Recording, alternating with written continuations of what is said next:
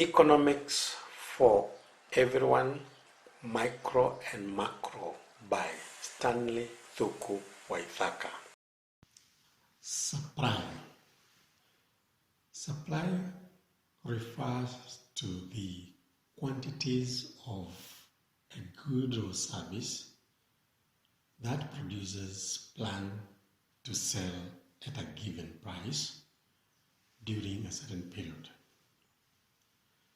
Supply, therefore, focuses on the future.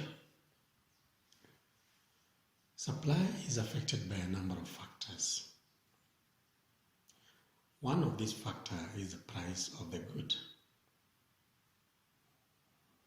And according to this factor, the higher the price of the good, the higher the quantity the supplier plans to supply, and vice versa, other things being held constant. That is ceteris paribus. This factor is very important because it is the one that determines the slope of the supply curve, and therefore it is referred to as the law of supply. The supply curve slopes upwards from left to right, as we can see there. But how do we plot this supply curve? If we look at that schedule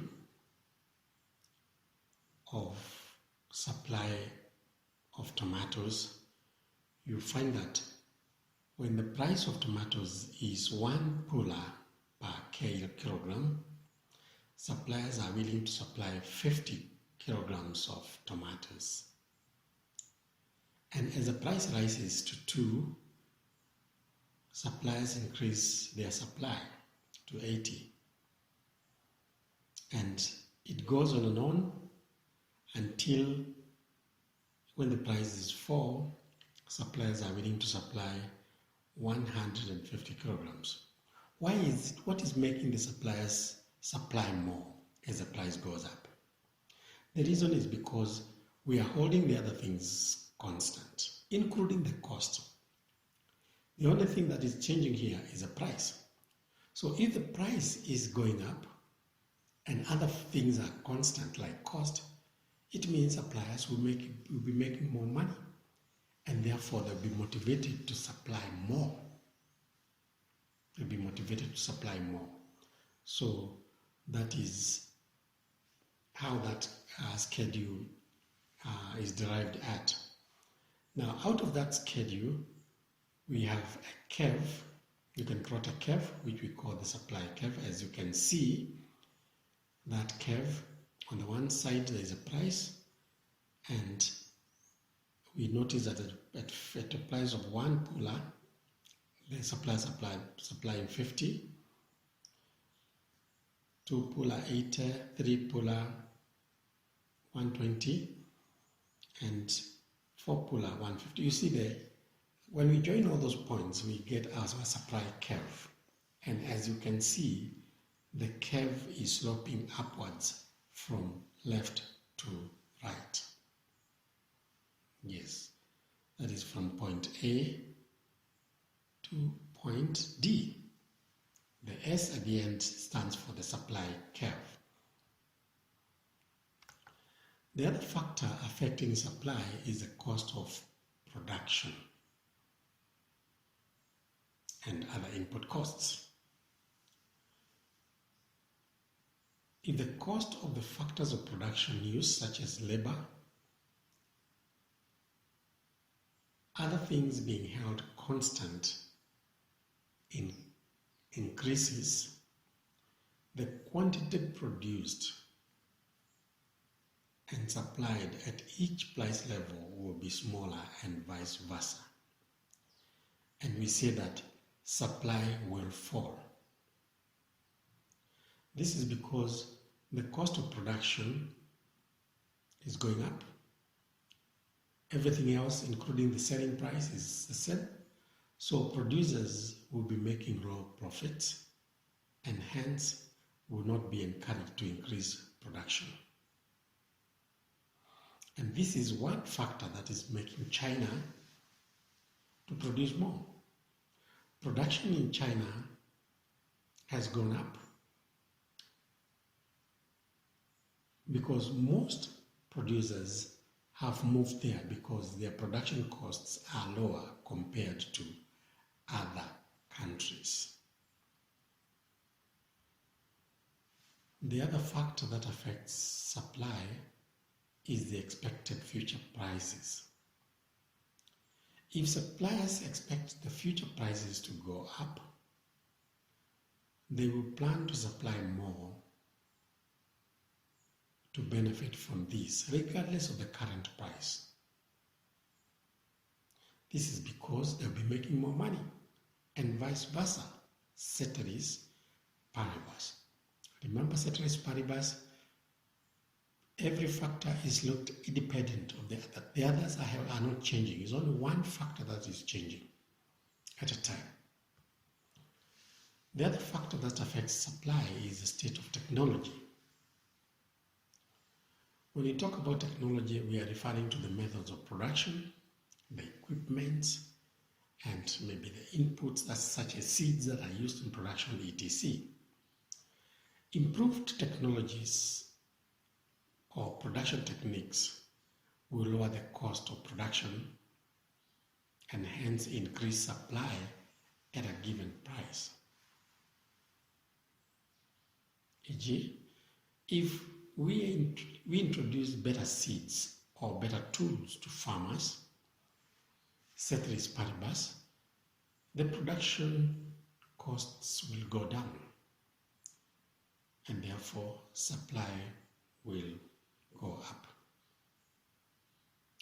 Lower costs will lead to high profits and hence producers will be encouraged to produce more and vice versa, ceteris paribus. The other factor that affects supply is the price of related products. There are two types of relationships.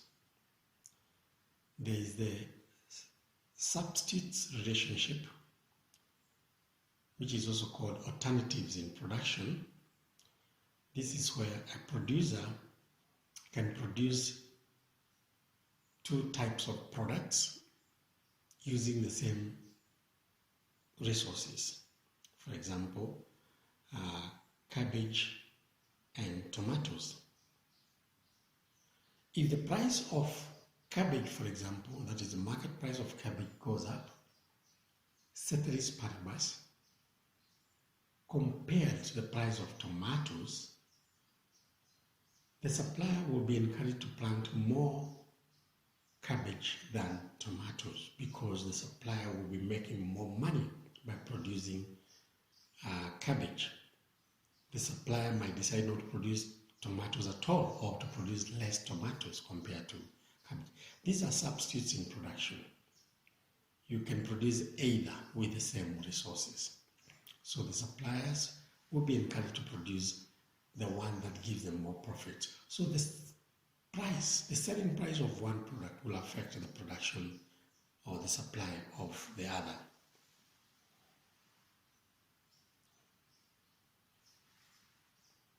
If the price of alternatives output goes up, e.g. the price of cabbage goes up, where the same resource can be used to produce tomatoes, the producer will shift to production of cabbage because he or she will be making more money.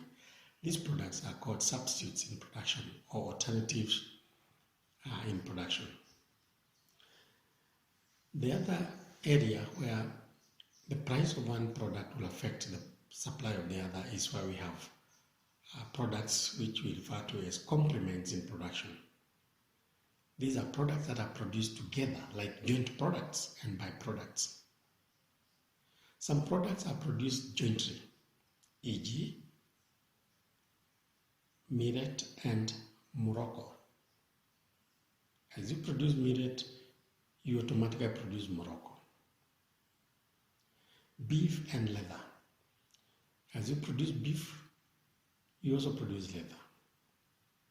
A change in the price of the major product, for example, beef, will result in a similar change in the supply of the byproduct. For example, if the price of beef goes up, more cattle will be slaughtered. And as more cattle are slaughtered, there will also be an increase in hides, which are used to produce leather. These products, hides are joint products of or byproducts of beef. Joint products are sometimes called complements in production. That means you cannot produce one without producing the other. Yes, and that is why we are saying the price of beef will affect the supply of leather, because when the price of beef goes up, the producers of beef will plan to supply more beef, and the production of leather will likewise go up, and vice versa, ceteris paribus. And the same would apply to petrol and diesel. If the price of petrol goes up, suppliers will be encouraged to produce more petrol, and as they produce more petrol, they will automatically produce more diesel. There are other factors that affect supply, such as the government policy. Sometimes the government can subsidize the producers for one reason or another. If the producers are subsidized, that means they are assisted by the government in one way or another. They tend to raise the supply, because part of the cost is being borne by the government, not the suppliers. Ceteris paribus. So the suppliers will be making more money. If, on the other hand, the government increases taxes, this will lower the supply, because when the taxes go up, ceteris paribus, suppliers will make less money because everything else is not changing. Their selling price is not changing, so this increases their cost of production, and therefore government policy has got an effect on the supply. And this is where the government can either give subsidies, or the government can tax the producers, or remove the tax, or increase the tax. And either way, it will affect the supply. A tax, for example, VAT, value added tax, which is tax on goods and services, if it's increased, ceteris paribus, the costs of production goes up, and this discourages producers, and therefore affecting the supply. Other policies that can affect supply are the guaranteed minimum returns. The government can also have a guaranteed minimum returns to the producers, such as farmers, and this will motivate these producers to produce more. This is because they will make more money than before. And because they are assured of what they are going to get, they'll be motivated to supply. Most governments do give guaranteed minimum returns to producers of essential products like food, where farmers are given a guaranteed minimum wage. Other factors that can affect supply would be natural disasters. such as floods, droughts, and earthquakes. They will affect supply by either direct reduction or indirect,